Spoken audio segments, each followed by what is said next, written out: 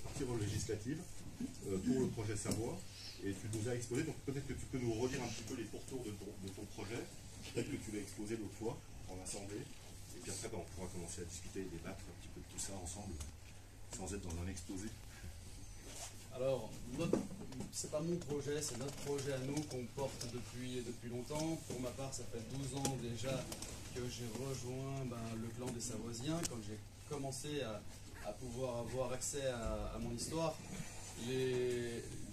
Notre projet il se base sur 3 points. Le premier point, c'est la reprise totale de la souveraineté de notre pays.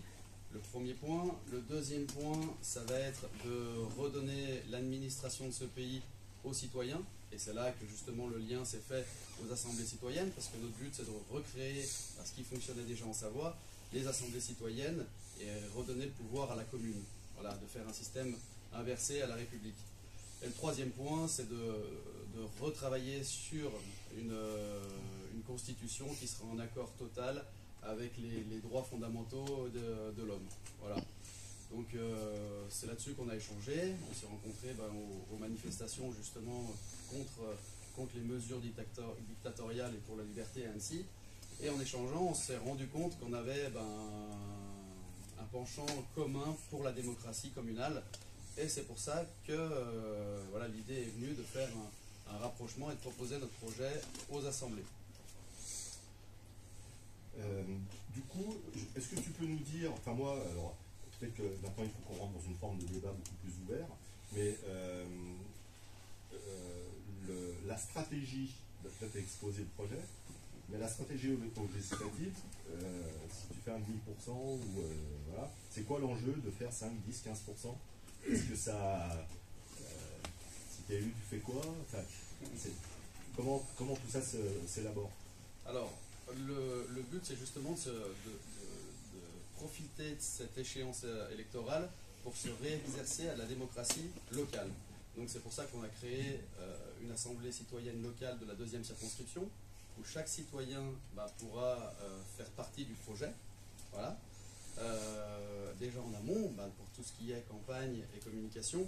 Et après, si on était élu, de pouvoir, par le biais d'une charte, contrôler le député.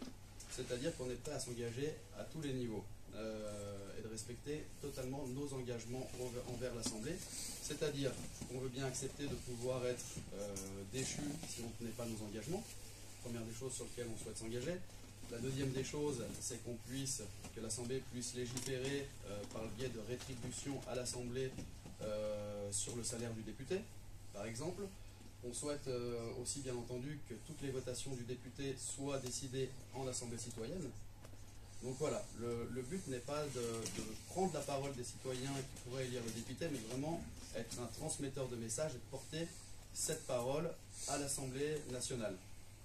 Alors la question est souvent de se dire, on est des souverainistes de Savoie, qu'est-ce qu'on a à faire à l'Assemblée nationale à Paris? Alors les élections législatives représentent le territoire et la population qui l'occupe. Donc en ça, même en étant souverainiste savoisien, aujourd'hui, on n'est pas délié de notre lien avec la France. Donc on a le droit de faire entendre la voix du peuple et la voix de notre territoire.